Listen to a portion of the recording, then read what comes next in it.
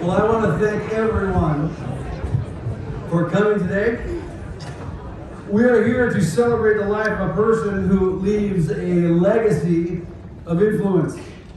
The impact of Dan Leighton's life on countless people over decades simply cannot be measured, although we are going to do our best to do that today.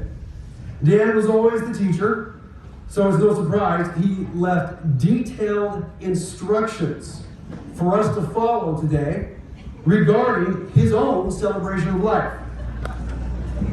For those of you who know him, you're not surprised. 13 years ago, Dan Leighton penned these words about how today was supposed to go. So I felt like it was fitting to start with Dan's wishes. So here you go. Dan wrote this 13 years ago. First of all, there will be no crying at my memorial service. He says, I don't know if I could control that, but it should be a joyous time. I hated funerals. Understand, my life was just a small passage awaiting my arrival in heaven to meet God. I will see you all again, so be joyous and celebrate the time I spent with you here on earth. We will see each other again, I promise. Celebrate, laugh about the memories. What I wish is for everyone in the audience is to share a memory of me, whether it's good or bad. As I look down upon all of you at my service, I want to hear stories of how I may or may not have influenced you. I tried to live for 4 things: God, family, my son, and teaching. So please share your incredible stories. I want to hear them. You know I'll be listening. I always need a good laugh. And remember, if you can't laugh at yourself, then you truly are not a happy person. I laughed at myself every day. This is because I was extremely happy of who I was. I want some, but not a lot, of music played at my memorial. 2 songs in particular: Danny Boy and Simple Man. Danny Boy because I heard the song at my grandfather's memorial service. And Simple Man because that was Aaron and my favorite song. Also because I consider myself to be a very simple man. Please follow my wishes and follow the KISS principle. Keep it so simple. And then this really surprised me when I was reading through this. He had a note to me. I would love to have Pastor Dale officiate the ceremony, but I want him to speak very little.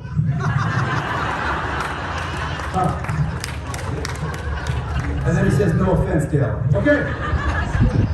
Message received. Dan, you are my spiritual leader here on earth, and I love you for that. I won't be able to pass the microphone around and facilitate the service.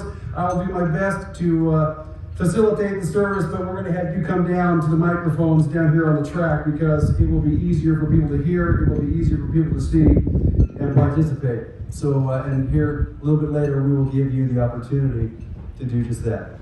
All right, so let's pray. Let's start off. Lord Jesus, we want to thank you for today, that we get to celebrate life. Life is an incredible gift. Dan's life was a tremendous gift to so many people, a gift to a school district, a gift to an entire community. It's tough, Lord, to gauge his influence because he affected and impacted so many people for so long. And so we're just here to say thanks. Thank you for the gift of Dan Leighton upon so many. Pray that you would help us today, help us grieve, help us mourn, help us celebrate, help us laugh, help us do the things that honor this gift of life that you've given to him and to us. So we need your help, Lord, so we're asking for it. Thank you that you said you would never leave us, you'd never forsake us, so we know you're here with us to help us do this today. In Jesus' name, amen. Daniel Harold Leighton was born March 15th, 1965, to Donald and Carla Leighton in Boardman, Oregon. Dan was the youngest of 4 siblings in the family: sister Danette, brothers Donnie and Dino. Dan was preceded in death by his brother Donnie and his mother Carla. Dan enjoyed the lively childhood with his siblings and many friends in the Boardman area. He was always playing sports throughout his childhood. Dan graduated Riverside High School in 1983. He excelled in baseball and he was enrolled at Pacific University that year, continued playing ball and pursuing his education. He later transferred to Portland State University, to complete his bachelor's in education. He graduated from PSU in 1990. That same year, Dan's son Aaron was born. In 1991, Dan received his first teaching job at Blanco Middle School in Langlois, Oregon, where he taught for 8 years. He later transferred to Bandon High School and taught there for 1 year. In 2000, Dan made the fateful decision to live closer to his son in the Willamette Valley. He took a teaching position at Molalla River Middle School, where he taught for 18 years. Dan enjoyed coaching sports, spent many hours coaching football, girls basketball, and track. Dan had an absolute passion for his students. And he took great pride in mentoring students to help them become the best that they could be. He also enjoyed helping parents with the struggle that middle school age children could bring to a household, and gave great advice on how to deal with the parenting. His son Aaron came to live permanently with him when Aaron was 14. This began a strong bond between father and son. Aaron says that his relationship with his father was great. He considered his dad his best friend and valued their time together growing up. Every moment together, good or bad, was a mentoring moment or a good laugh. Aaron is extremely grateful for the time they spent together. Dan was a loving, passionate man about all aspects of his life, and plus the world of education. But if you really knew Dan well, you would also discover that he was a very stubborn and set in his ways. Not necessarily a bad thing, but it did create some difficult times. Dan is going to be missed by many friends, family, members of the community of Molalla, and also Colton. But his legacy will live on in the lives of students that he has touched and fostered in them a desire to be a better human being. Now here we're going to play one of Dan's songs, so sit back and relax and enjoy Danny Boy.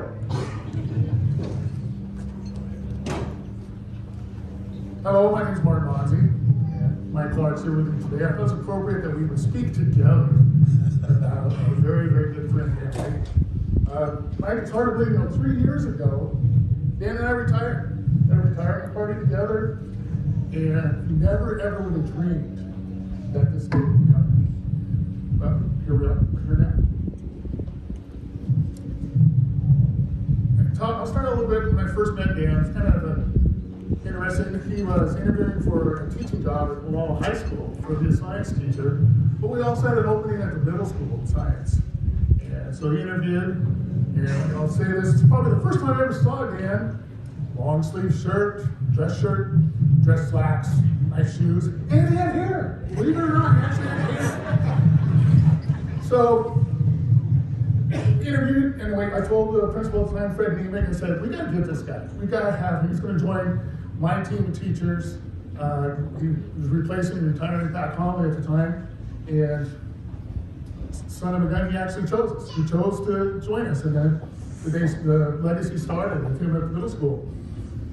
After the weekend, I got to meet the real Dan Leighton, go into his classroom, when he's in your typical t-shirt, pair of shorts, flip-flops, kind of like Clarky's dressed today. And I noticed on the back of his leg a tattoo of the Cincinnati Reds. Well, that had been my childhood favorite baseball team. And I go, you and I are gonna get along really well. I like you too. That's when I knew he wasn't going to be my friend.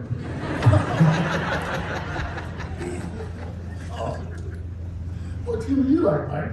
Well, kind of along with Martin here, Dan came in, he was in science, and that's a weird end of the building. Science people are a little crazy anyway. And, we taught the real subject, the social studies. And so it went well, but about Dan's second week there, we're walking out to the cars, and I said, hey, I'm Mike Clark, and he said, I'm Dan Leighton. And I said, well, where are you from originally? He said, well, I went to high school in Portland. I go, oh, crap. I was a teacher in Echo, which was about 30 minutes away, and we were in the same baseball league. And he said, you're Coach Clark. I said, I don't remember the name Dan Leighton. Well, I went by Harold in high school. Harold Leighton, that little chubby guy out in right field. He goes, that's me. And so we had this banter going on forever of little Echo was beating Boardman all the time. We had this argument every day almost, and he said, "I'll show you." I said, "Show me a newspaper clipping." You could never find one, so I always won that battle. But we went on and on with that, and so that was my first encounter with Dan. And I got a few more that he just was. He was a guy that I could pick on. It was real easy. And you did it a lot. I did it? Yeah. Yeah, I did it. I never did. Yeah, Dan was easy, he was gullible. And I always blamed him because he was from Boardman, he's a little slower over there, and I had to talk to him. But we had a good time battering each other. Dan, Martin, and I, teaching together in the middle school. Randy's probably lucky he didn't have all three of us there together. I guarantee you he's very lucky. We went through a lot of principals, and I think they might have left because of us three goof-offs. We were the three biggest kids in the building. There wasn't a person that did not get our niceness. Is that a good word? The things that we would offer to a student, something creative, to another staff member. Any of the girls who were in the office, we can't even, talk about some of the goofy things we did there, hiding stuff, and so there's nobody that was left without us. Mike Nelson, who taught with us when he became the principal there, he couldn't be here, he's retired, but Mike left a note. He says, I want to give you a funny side about Dan. He says, Cindy Hepler was the shortest staff member, the one we picked on the most. Vertically challenged. Okay, I got it correct now. Cindy, can they see you? But anyway. Even if she stands up, I don't think so. Oh God, she loves us. But Mike said one of the favorite things he did, because she was pretty strict about where everything was in the library, but we took and we hid all of her AV equipment somewhere around the building, and that really messed up her day to do something like that for a lady that needs to have it ready to go, and it wasn't that day with us guys.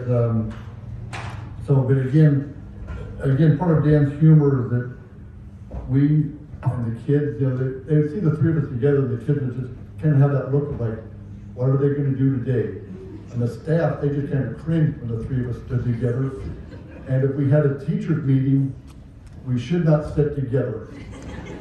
We had to get separated like a kid. Well, Mike, I have to admit, I think that's probably what made us middle school teachers, because in a lot of ways, all three of us were like kids. So that's talking about staff, I'm kind of looking back on it, when Dan got hired, he joined our team of teachers, 8B, Rogue River House, kind of thing. I guess maybe we were a little hard on staff. We went through, it was him and I taught the social studies, he taught the science. We went through 4 language arts teachers. Linda Shaw, Carrie Lucy, Heidi Tavares, and Abby Sealer. So maybe it was us. I don't know. No, I don't think so. I don't think so. But actually all, had babies and moved on. So. Yeah. I thought it'd be more fun to be an administrator. Oh, I think of some of the pranks. I know there's some of our former students up there. Dan and I may have pulled this one a few times on you. When we would find students that were kind of a little bit on our nerves, they weren't in trouble like once in the office or by referral like that, we'd send them out on an errand. So they'd have to go down and say, hey, I need you to go down to Mr. Leighton's room, and I want you to look for a board stretcher. So they'd go there, knocking on the door, and then Leighton would go through all the cupboards and go, I can't find a board stretcher anywhere. Or you can do the same thing to me. You send a kid and I go through the same type of routine, looking all over for the board stretcher. So if there's any one of you out there that we did that to, it was all in good fun. All in good fun. All pleasure. Yeah. We did, I was able to coach a number of sports here. I came here in 1990 and started the middle school and became a head football coach. And then but Dan and I coached some middle school football. And then one of the best times we had is that we coached NYS 6th grade girls. And my granddaughter's on the team. And Kristen Welly, I'm surprised she survived with Dan and I, and she wanted to be a coach with Dan and I. And so Kristen, bless you for putting up with us for that year of coaching. We had a great time. And when Dan coached, whether it was MYS or whether it was high school football or wherever he's at, Dan was going to be heard by everybody. You did not need a microphone for Dan Leighton. He was going to be heard. Any of you guys that played ball for him, you heard him. The opposing teams heard him across the field. The referees definitely heard him. Dan was the vocal one of any sporting coach, and that's part of the reason the kids loved him, because he was always positive. He had that, respect for the game, but he had respect for the kids. And he was never there to embarrass any kid. He was positive. If they came off the sideline, he might give them a few words of wisdom in his own quiet voice. Well, speaking of that, I know having Tom and Dan in the same house for 10 years, so especially the first few weeks of school, like every once in a while you have students coming into my classroom and going like, Mr. Leighton scares me.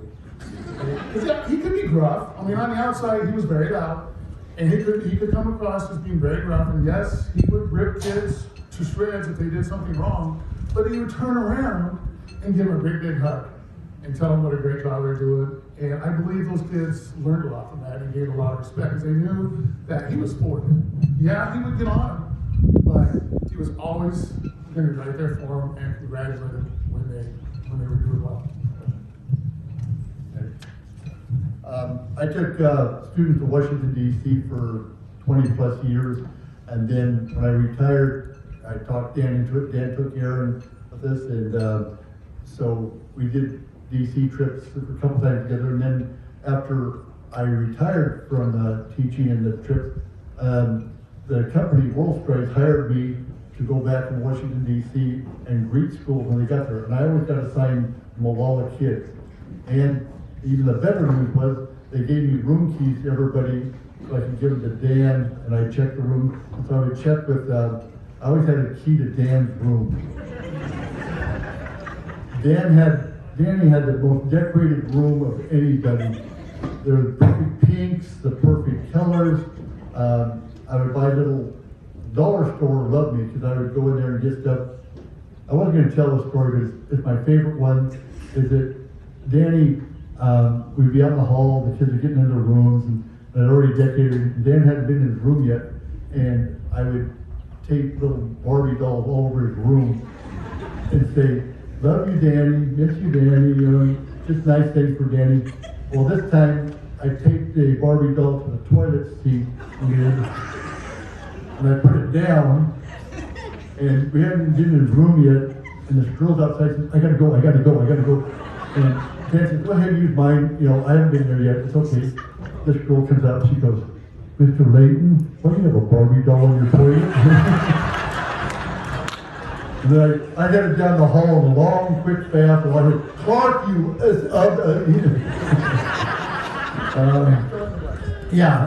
But on the DC trips, I'm dressed the way Danny dressed just about every day, but we had to have a dress-up day in Washington, D.C., in New York, we went to a Broadway play, and Dan had to wear long pants.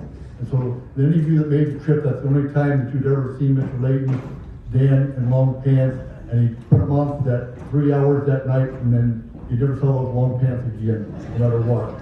So, I think he wore flip-flops in the snow, didn't he? Yeah, he wore them, but kind of on World Strides called me up because the company's huge, and Danny made a lot of friends, especially our tour guides and stuff, and they've all been calling me and, just devastated with this.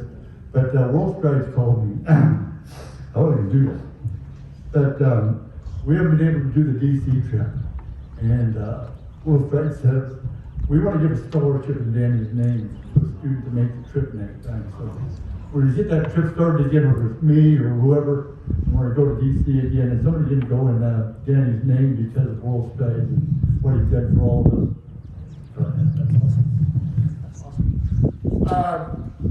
As we mentioned before, the three of us together is always called the Three Amigos. But we call this guy Pops. Okay? There's a reason for that. As you can tell, he's much older than I am. He's much older than Dan. And so one night we were at a restaurant, and this waitress comes up and goes, it's really nice to see you guys bringing your dad out. From then on, it was Pops. That was a long time ago, too. Yeah, I was young then. Yeah, your hair was lighter there, too. But I also, too, had an opportunity, besides teaching with Dan, enjoyed coaching some football with him. And I have such pleasant memories looking back on that. And especially trying to drag him away from going after a referee on the sideline, which at times, but we enjoyed it, and those were good times. Yeah, Pops was a name that somebody walked in the building and said, "Hey, Pops," and I go, "Oh God, that's somebody else," you know. Yeah, I'm a little older, but I treated Danny like a little brother that you really needed to pick on. Everybody had that little brother. Well, Danny was my little brother that I showed the most affection to that anybody could ever show to a little brother. That was a pain in the ass. And Dan got it all. The kids saw it. The kids loved our banner. When I retired 10 years ago, I lived right by the middle school, so my wife would kick me out of the house. I'd get out of here. I'd go over to middle school, and Danny'd be in his room, giving a great lecture, and he usually didn't see me come in, so I'd start writing on the whiteboard, "Mr. Leighton doesn't know how to pick a football game if he had to. Mr. Leighton," and the kids would start giggling, and they go, he didn't even turn around and say, "Clark's in here, isn't he?" And the kids go, "Yeah," you know, and then the kids would go, "There," and so he had no control of them, and I just walked out, and that was a good day for me. I never did that to me, Mike. Never. Yeah, never picked on me. I'm going to tell a story about some of these kids who went to Vegas without me. And, you know, it was Mike, Sean McElhaney, another teacher we used to teach with, Joel Hoffman. They all went down to Vegas for a coaching seminar, you know, to listen to college football coaches give seminars. Well, you know, what do? This was before cell phones. So they're calling the school, calling me in the classroom. I'm answering the classroom from up in the room. "Hey, Monty, guess what? We're going to Vegas, man." It's like, "Thanks, guys." And so I think they did that every single day they were there. I expect a phone call about 10:30 every morning that these guys say. When we woke up. True. How many seminars did you guys actually attend? A what? Exactly.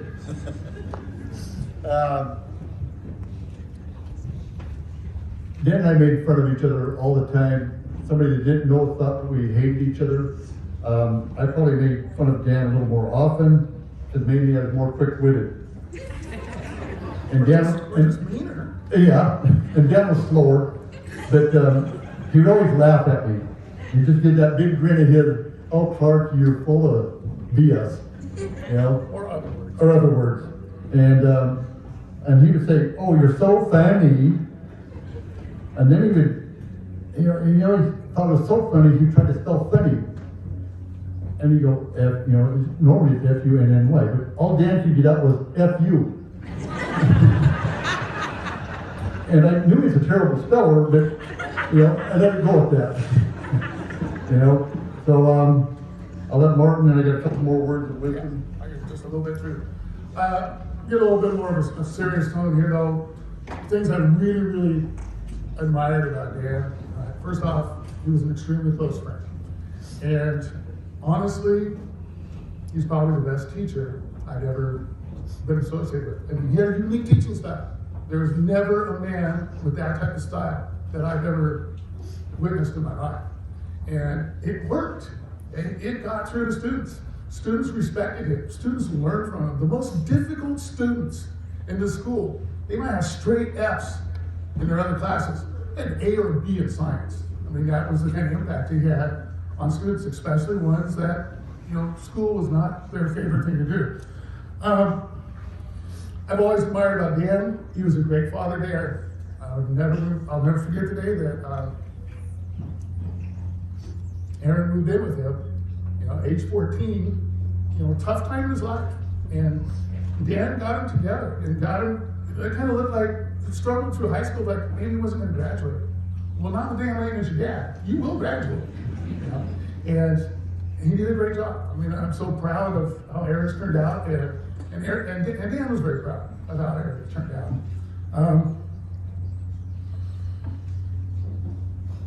Also, too, I always admired Dan. You know, for about the past 10 years or so, he was taking care of his elderly parents. And he lived here in Molalla, and he bought a house in Mount Angel, and took care of there, and then was recently taking care of his mom passed away. He was recently taking care of his dad, living in Silverton. And that took a lot. I mean, that took an awful lot.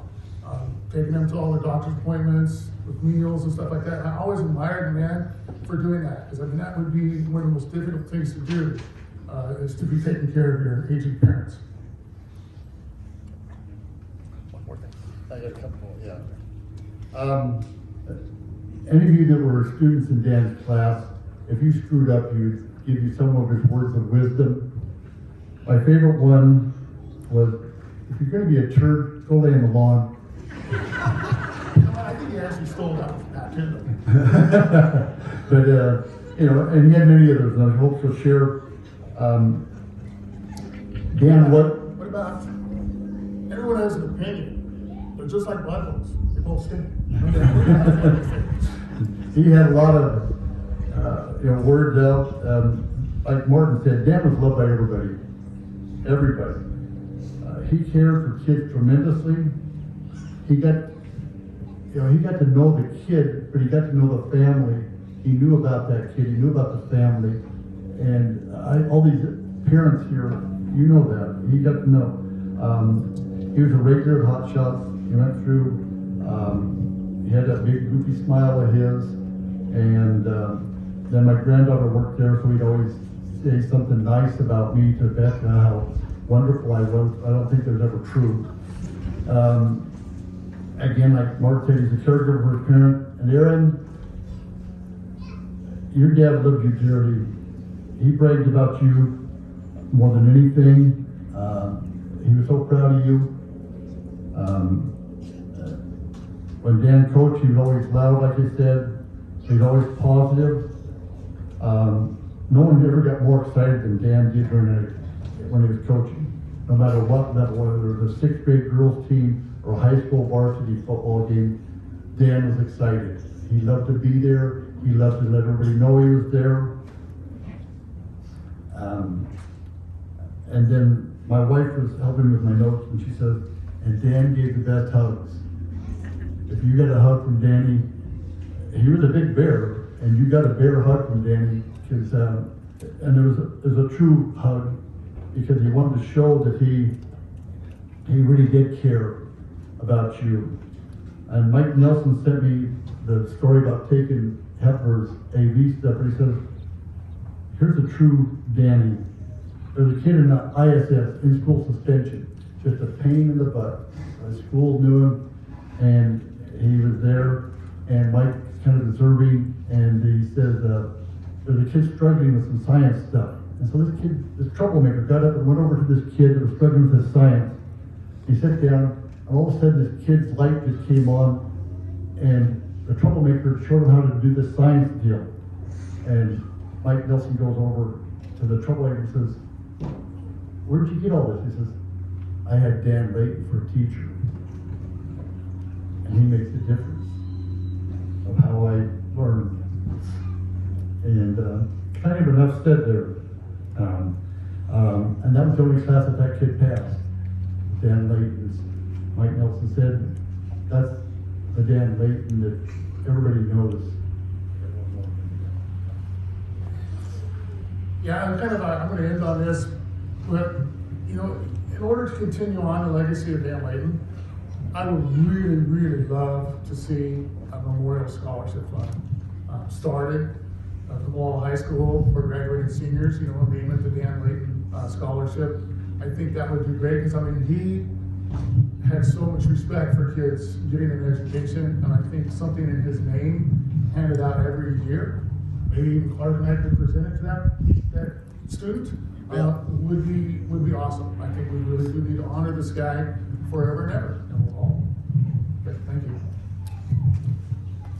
And in closing with me, you know, I taught for 30 plus years, and I think, you know, even though I was a big screwball, I think I did okay. A lot of you kids survived, and I see you as adults, and your kids are in my room now when I'm subbing, and I'm going, oh my God, not another one, you know? But what I want to say is that no matter what your job is, especially if you're a teacher, I want you to be like Dan. I don't want you to just teach the lesson. I want you to teach that kid in front of you. I want you to know that kid. I want you to be part of, the whole lesson itself. And their kid's going to be a much better student. Those kids learn from Dan because he showed that he cared. Danny never saw race, color, or religion. Everyone was equal to Danny, and nobody felt that way. Dan just helped each kid out, no matter who you were. Dan, when he cared, he was genuine.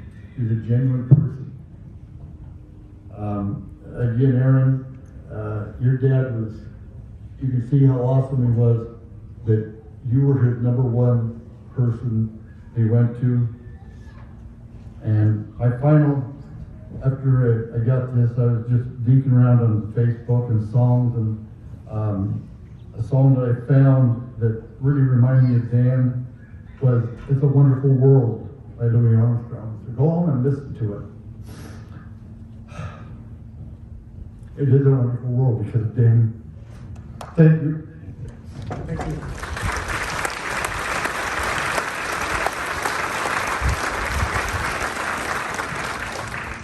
Mike and Martin, thank you. So as per Dan's request, he wanted us to keep sharing. So what we're going to do is kind of open up the mics for you to come down. I know that might sound scary to some of you, but please do. Please come out here, and we have a couple mics, and we'll just kind of take turns going back and forth. So sometimes we got to have that first person to start us off. So I'm not supposed to talk much, remember? So you got to help me out here. So who wants to come down and share a memory about Dan, maybe the impact that he had on your life? I know we have former students here. That is something about Dan that's true. Being he loved kids. He loved students. So,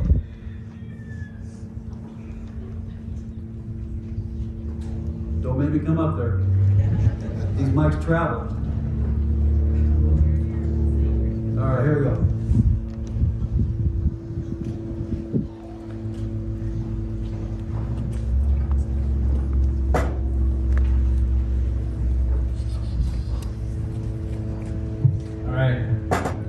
Good afternoon. Thought I'd start it off. It's nothing else but defend the middle school a little bit. I'm the middle school principal there. Kind of know what goes on now at the faculty meetings and behind the scenes. It's probably a good thing, Monzi, you're gone now. Then sooner rather than later, I suppose. But Dan, on the other hand, I would love to have around. I had the honor of working with Dan Leighton my first year at the middle school. And what I remember about him really echoes what these guys were talking about. He was a real magician in the classroom. And he loved science, but more than that, he loved kids. He would take on, like you said, the most difficult students. You would go into his classroom and he'd have command and control. Not because of intimidation or anything like that, it's because he truly cared about the students. It was about relationships with him. And at the end of the day, that's what it is. Everything is nothing more important than relationships. And it was very obvious from Dan that was the top of his priority. Getting to know who they were and inspiring them. And his story didn't stop.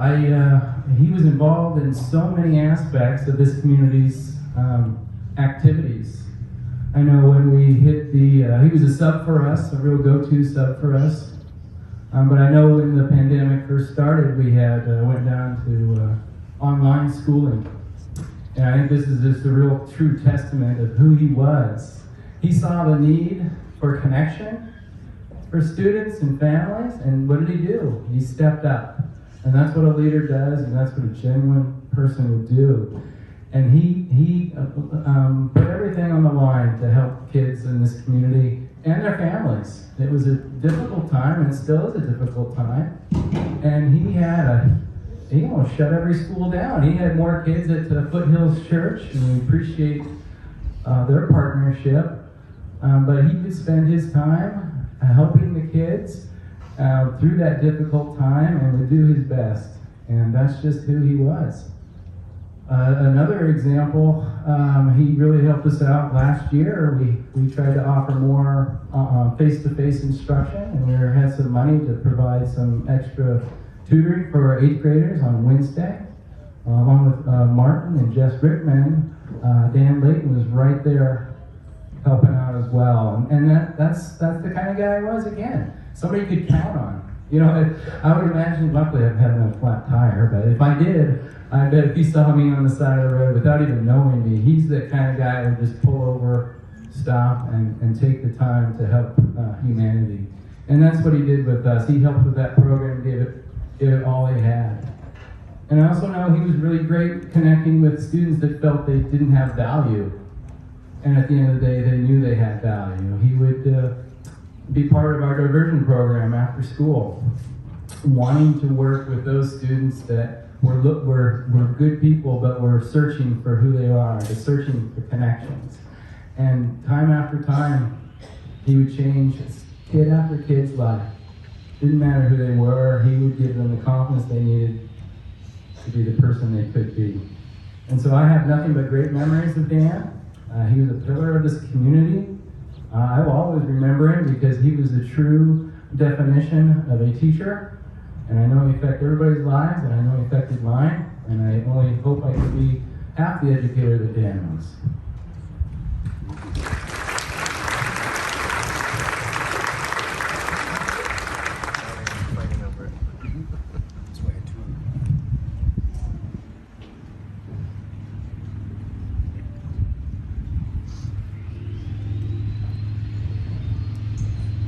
Not a lot of people could force myself to get up here and do this with. I'm a teacher at an alternate ed program at Molalla High School, and all of my kids had Dan as a middle school science teacher, and there's 5 of them. He was their coach. He shares a birthday with my twins, and I'll never forget the day my daughter came home, and she was a little tiny thing, Josie Child, middle school, and she's like, Dan made me do push-ups to prove to the boys that it wasn't too harsh. And she didn't talk, so for her to be in front of the whole classroom doing push-ups was probably a bit challenging. One of my greatest memories of Dan, though, was he would follow my middle son around. He was his track coach during the track season, but that man, when my son did Junior Olympics, all summer long, he would follow us around going to these track meets because he knew how much it meant to my son to have him there, supporting him, even when he wasn't getting paid.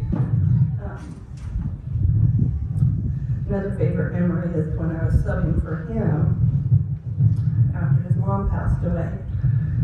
I was in the classroom and my phone kept vibrating. I was on lunch break, and finally I picked it up and looked at it. It was Dan. Said, answer your damn phone. I know you're on lunch break because you're subbing for me. So I called him back, and he said, your son turned one of the hardest days of my life into one I could tolerate getting through. And I'm like, how did he do that? And it's like, I was going through the drive-thru because I remembered I hadn't fed my pups yet. And so I bought a bunch of burgers. And I go up to pay for them, and they told me I didn't have to pay because the person in front of me had already paid for them. And he goes, I looked up and damn, there was your boy. And my son, all of my kids love Dan like no other. And this past year we got a little bit of a family difficulty ourselves. I don't know how many times he came up to the house, and Martin and Mike are right. Was the bear hug that got me through those days. So, Aaron, thank you for sharing your dad with us. It means a lot.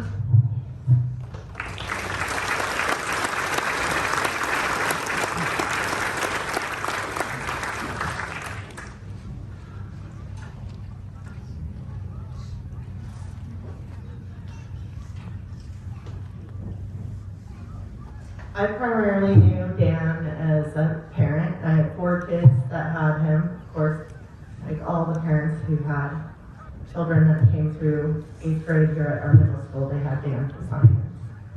And he did have such a respect for the kids, and he demanded that respect back. And it was a teaching lesson. Not all those kids had that at home, and Dan gave that to them, where they learned, I will respect you, and you will respect me. And it's a mutual thing.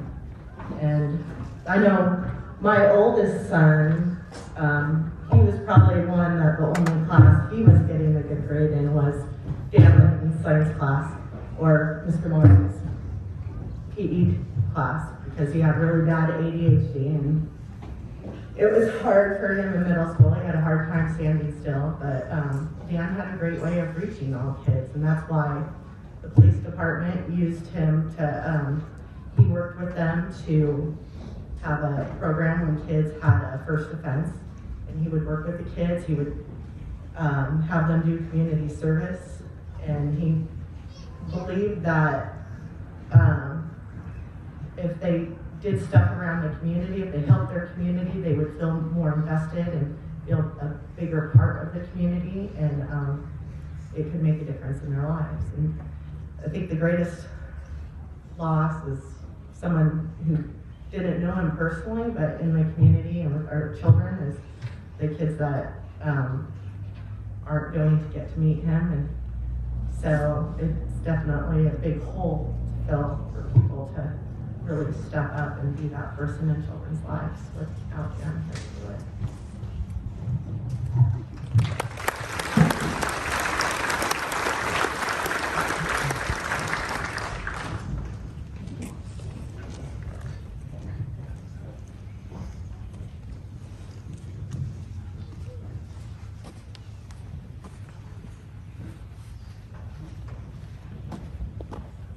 Good afternoon. This is going to be really hard, so bear with me. Dan was on the hiring committee that hired me to teach in Molalla. And then, I don't know how he did it, but he somehow got Martin, himself, and I on the same teaching team with Abby Sealer that you mentioned earlier. We were the Road River House, as I remember. And team planning time can be kind of tedious, but with those two, I look forward to it every single time. So I thought I would impress them by being the first one in the building. So I lived quite a distance away, and I got up early and I drove there. There's Mr. Leighton's light already on in his room. Got up earlier. There's Mr. Leighton's light in his room. Got up earlier. There's Mr. Leighton's light in his room. It wasn't until the last couple of years that I was able to get up early enough to get there before Dan Leighton. And almost every time I like to stay late and grade papers and do things, almost every time Dan Leighton was still there when I left. I would get calls from Dan, hey, this kid's having trouble, this is going on. I talked to his mom, I talked to his dad.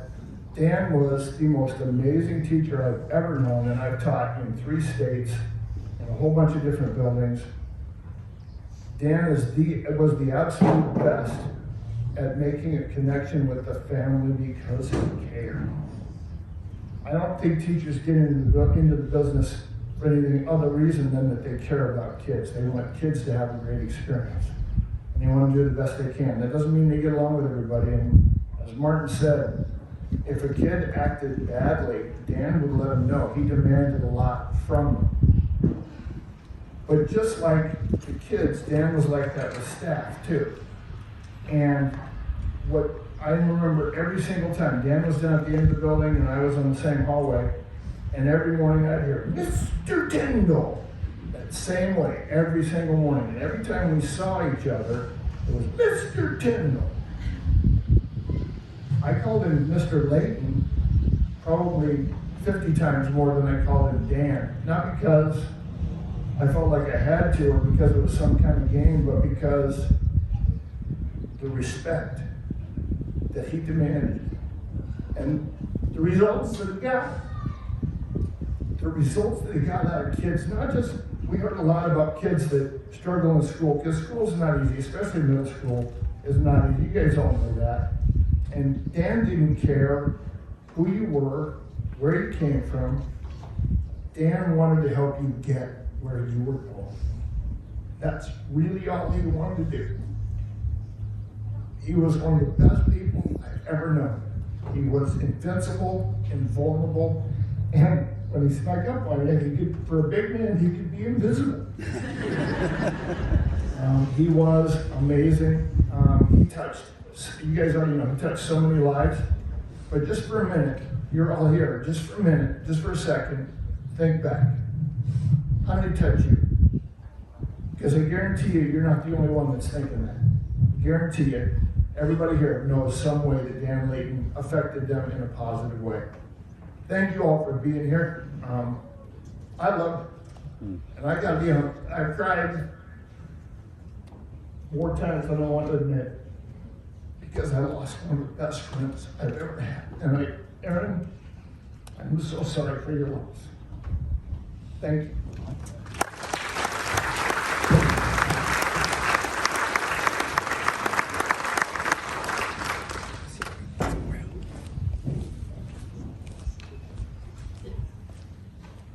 Anybody else? Yes. Yes. I heard yes.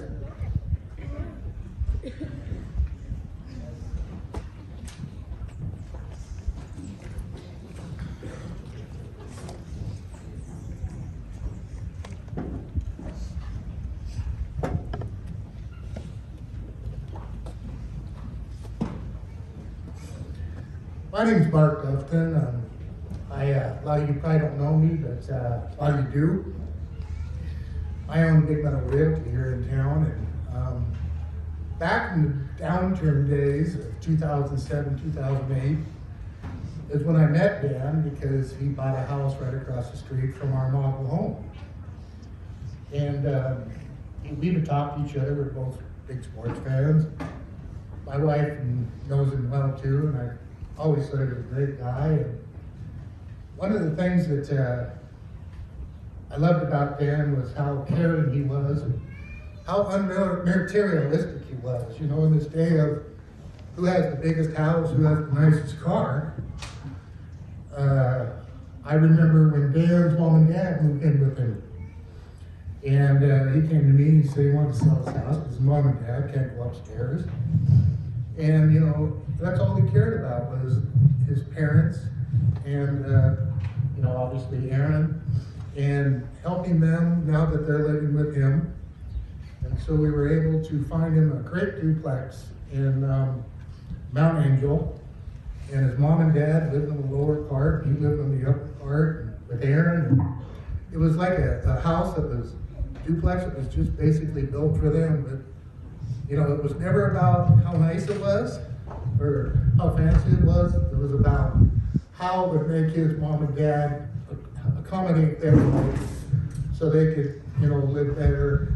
And it was a real privilege to get to know Dan's parents, because I started to realize where he got, well, how he became the type of person that he was through his mom and dad. And I also helped him when his mom passed away, moved to Silverton. His goal was to retire, so we bought a nice little house for him and his father to live in. And he retired. He drove a Nissan pickup. And he was one of the happiest people I've ever known in my life, and one of the best people I've ever known in my life. I learned a lesson from him. We all should. And I'm just glad I knew him. Thank you.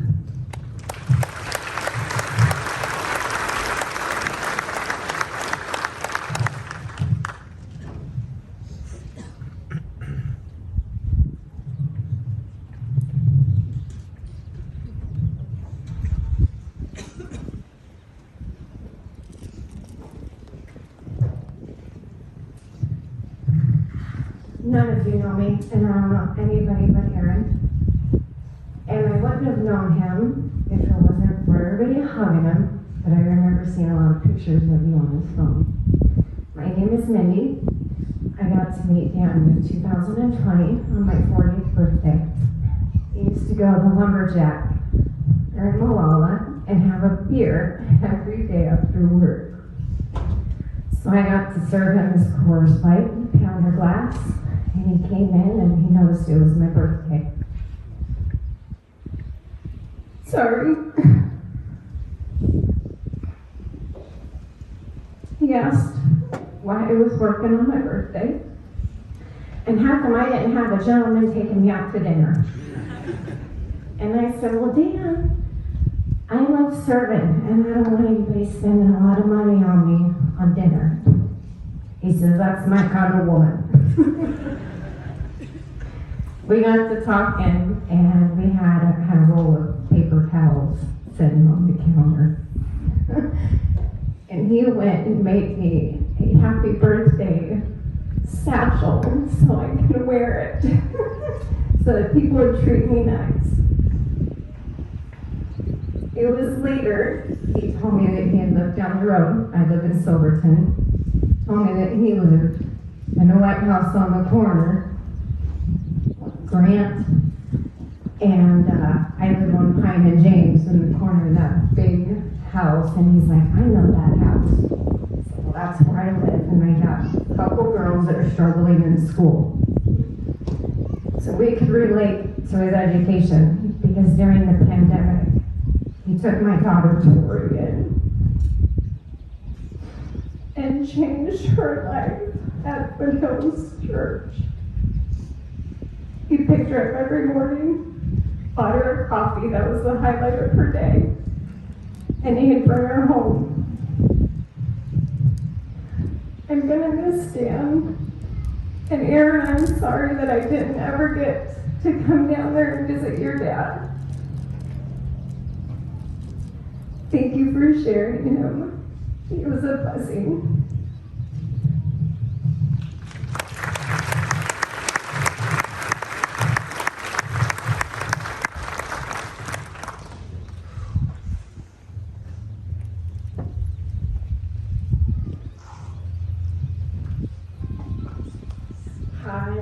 I wasn't going to share, but I kind of felt like I should give a student perspective. There's a moment that I'll always remember, and it was in 8th grade, and we had an earthquake drill. And if you know the middle school, you know, yeah. And he said, if you know his room also, it's one wall is just windows, and the other is the door, you know. And he said, if we have an earthquake, you better get down because this place is coming down. He didn't hold back. And he said also face the wall with the door because it's much easier to pick glass out of your butt than it is your face. I don't remember if he said butt, but you know.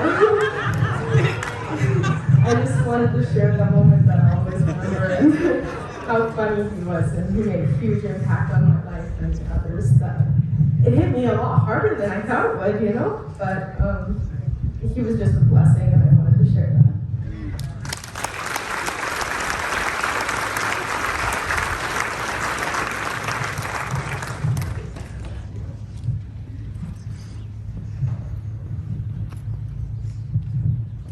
I thought Mr. Leighton deserved more than one student up here talking about how amazing he was. So I'm one of his former students.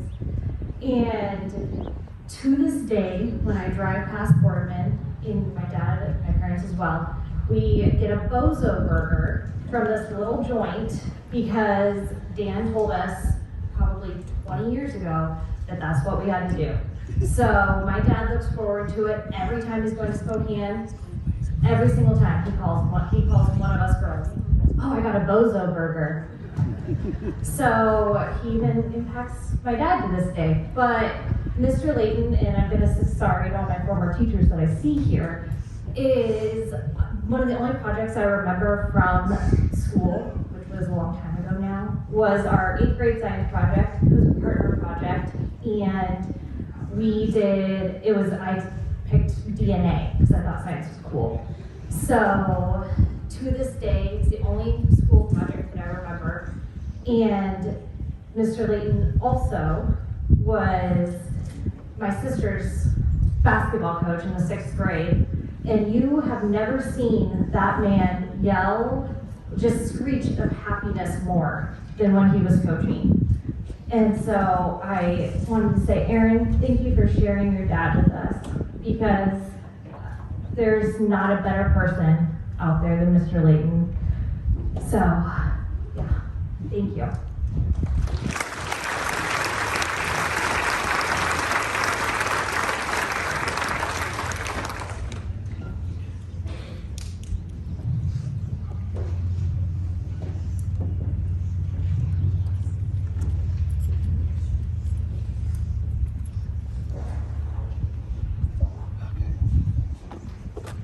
Hello, everyone. I'm Coach Williams.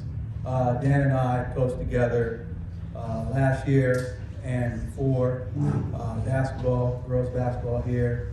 And at that time, I was the head coach, and he was my freshman coach. And I remember the day that I hired him, he had the most enthusiastic about himself in terms of wanting to coach. And I didn't know much about him, but everyone that I talked to at that time said, yeah, he just loves kids. He'll do whatever it can take to make the kids great. And that's what we were about, so I said, yes, let's get it going. And there was just so many funny things that happened during our time together, but I'm just gonna pinpoint like a couple of them, because they just come back to me every time I think about it. And he was, at the time, he would coach over at the PE facility, and the freshmen would practice over there. And so the varsity was practicing at a later time, so I just went over to just see how things were going.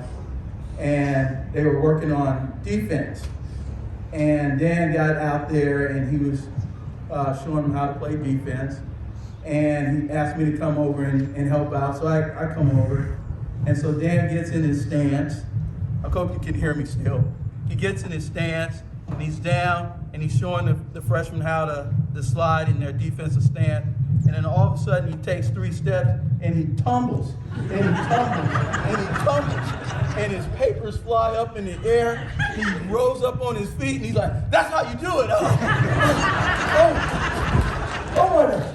I couldn't stop laughing. I laughed, and I laughed. He was trying to do some more instruction. I'm still over in the corner, and I'm just flooded with tears. And I keep seeing him just rolling all over me and pop up with this huge smile. That's how you do it. I'm like, oh. So I told Dad, I gotta go. I gotta go. I can't stand it any longer. So it was just, I mean, all these kind of things I think about Dan, and it always brings me back to a huge smile, because one, the biggest thing, he just loved kids. He just absolutely just loved working with kids. And I thought that was the biggest and outstanding gift that a person could ever have, to give everything they can to make young people better. And he did that marvelously. And we were playing a football game. So I went and coached at another high school, and we were playing Molalla one evening, and I was on the sideline, and they were running a trick play. Now, Dan talks about this all the time. Dan. And it gets different every time, too. So it's like he embellishes all the time. But I'm still the butt of the joke, which was horrible. But anyway, so they're on the sideline, and I'm standing on the sideline, and the trick play went like this. The quarterback would be under center, and he would walk towards their sideline, asking, what's the play, what's the play, what's the play? Well, I knew it was a trick play, so I'm screaming to our guys, hey, it's a screen, and I'm jumping up and down. You can see Dan just laughing at me the whole time. He didn't care if the play worked or not. He just wanted to see how humiliated I looked at jumping up and down trying to figure out that our team needed to not get caught on this trick play. And he tells me that every single time he would see me. Even last year he told me the same thing. I was like, damn, this next play is over with by now. Like, enough of that. And then the last one, and I'll finish with this, because he's just awesome. So we're playing a varsity game, And everyone said Dan can be very boisterous on the sideline. I think I can be boisterous, but Dan was way above me. So I'm playing a game, we're playing a game. The official has had enough of me, and they said, hey, you got to sit down, and you can't get out of your chair anymore. I said, okay, fine, all right. So I take the chair, and there's a play going, and I scoot the chair. That's the thing. Dan thought that was the funniest thing from here till ever. And he would talk to anyone and everybody about that little incident that I would have in the game. And he just loved having a great time. He loved hanging out and spending time with the kids and working with the kids. And as a friend, my dad always told me, always surround yourself with good people because that's going to make yourself better. And I found a really, really good friend in Dan, and I'm going to miss him tremendously. And it was just an honor to be around him every day, to spend time with him. So thank you to his family as well, and I appreciate you all. Thank you.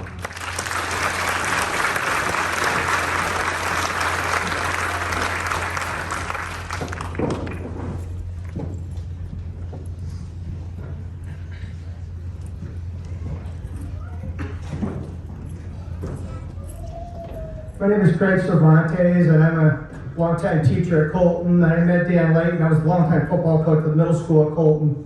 And about 8 years ago, he came over to Colton to coach. And it was awesome. We got to know how much of an awesome person Dan Leighton was.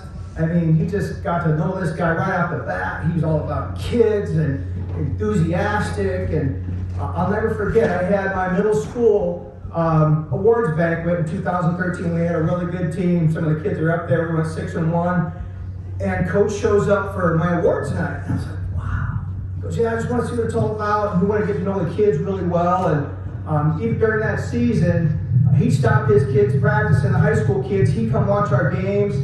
And he was just an amazing educator, a great teacher, loved people. And I am so glad that I got to meet him. And I'm kind of speaking on behalf of Colton. He touched so many kids' lives. I think he was there maybe 6 years. 3 as an assistant, 3 as a head coach. But again, he's one of those guys that you'll just never forget. And I was lucky because living in Silverton, he moved to Silverton 3 years ago, a block away from me. So I'd be walking the dog and I'd say, hey coach, I'm coming by. And then I'd be about an hour and a half late. My wife's like, where are you? I'm talking to Coach Leighton. You know, he's talking about football and everything, life and DC trips and how Charlie Gilbert's doing in, UFC and all these. And he just cared about people so much. And, we were all lucky to know him. And I'm so glad that I crossed paths with him.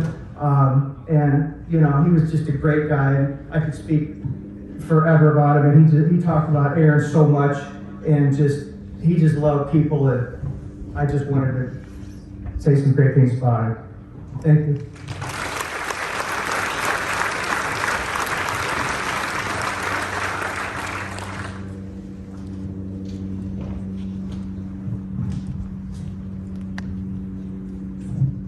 All right, I'm Kyle McGann. I got the pleasure to have Dan as not only a teacher, not only a coach, but as a friend later in life. And I was happy to have that opportunity. I remember this one specific time. So he was teaching 8th grade for us, and he was trying to explain momentum. And he decided to pick Stephen, who was a running back on our football team, little running back, and Matt, who was one of our linemen. He had him line up in the front of the class, and he told Stephen to actually leave the classroom, and then had them actually run at each other. Well, Stephen run at each other, and then Matt was supposed to just walk. And Stephen collided and showed that, hey, even though you're smaller, you can move somebody else that's bigger by having enough, speed, velocity, if you want to call it. And I thought that was great. He's finding ways to connect with his students. But on top of that, he figured out a way to get a little extra football practice during class time. Wow. But just a real quick thing.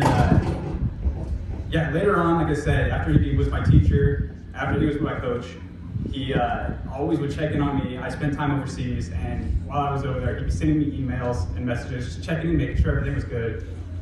And I mean, he really became basically a part of our family. He'd come to our family events and everything, so it was always great to see him. And I just loved every opportunity I had to spend time with him, and I'm really gonna miss him. So, thanks for listening.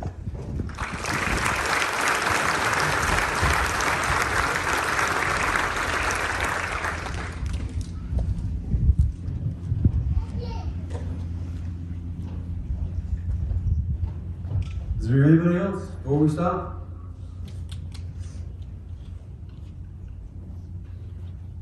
There's a pile of Kleenex up here. Moving it. All right. I want to have some closing comments here as we kind of wrap things up. But since Dan told me I can't talk too much, I will keep this very brief. This will be the shortest message of my life. I don't want to get in trouble with Dan someday. I will see him again. Folks, the reason Dan has left such a legacy is that he lived his life prioritizing two directions. And we've heard it already. He lived for God and he lived for others. He had two priorities. He had a vertical priority and a horizontal priority. Dan didn't live for himself. He didn't. He understood that is, you live for yourself, that is the fast track to unhappiness. So Dan lived for others. It's exactly how Jesus told us to live. One day somebody asked Jesus what was the greatest command, what was the greatest priority, what's the greatest focus of my life, and Jesus always made things simple, kind of like what Dan liked to do. So he says this, he says, most important is this, you must love the Lord your God with all your heart, all your soul, all your mind, all your strength. The second is equally important, love your neighbor as yourself. No other command is greater than these, no other priority, no other principle to live your life is greater than these. Two directions to live your life. I am convinced these are the greatest commands because these are the only two things that are eternal. The only two things that are eternal. They're the only two things that we can experience in this life that will transfer to the next. Our relationship with God and our relationships with one another. Nothing else in this life will last forever. And Dan understood this. Nothing else in this life is eternal. See, Dan understood that this legacy that he's left is a legacy to follow. He understood what mattered most. My guess is that Dan's final lesson, and we've heard a lot of that already, how he lived. His final lesson to us would be his encouragement for us to go now and do the same. Go do the same thing I did. Live your life with these two priorities. Live your life for eternal things. Because those are the only two things that truly matter. As we wrap this up today, I know there's more things that we could say, more things that we could share, more memories, and I know it's very, very difficult to come down here and speak in front of a group of people, but what a fun thing it would be to just see social media filled up with another memory, another story. So do that, not only with each other, but share Dan's legacy with other people, because he's left us one. He's a teacher in life, and he is a teacher even in his death. And that's how you leave a legacy. And as so many people have already said, Aaron, thank you, because your dad, again, was an incredible blessing. And so thank you for sharing him with so many people. Now, we have one more song that Dan insisted that we play, and that is Simple Man. And so we're going to play that song, and then I'll close in prayer, and then we'll be dismissed. So why don't we play Simple Man right now? I'm going to pray, and then we're going to wrap up. So let's pray together. Lord Jesus, thank you so much that we've had time to celebrate a pretty amazing person's life. Thank you for the legacy that Dan leaves. Thank you for the lessons that he taught. He taught not just lessons about education or school, but he taught life lessons as well. And so, Lord, we want to recognize that as well in our own lives. I thank you that he was a simple man. He just lived for basic things, but I pray that you'd help us live the same way. Live for the eternal things, the things that really matter. And thank you that you left us a guy like Dan to give us that example. So we thank you for today. We pray that you would be a God of encouragement for each and every person here. In Jesus' name we pray. Amen. Thank you for being here. Lord bless you. Keep sharing memories with each other.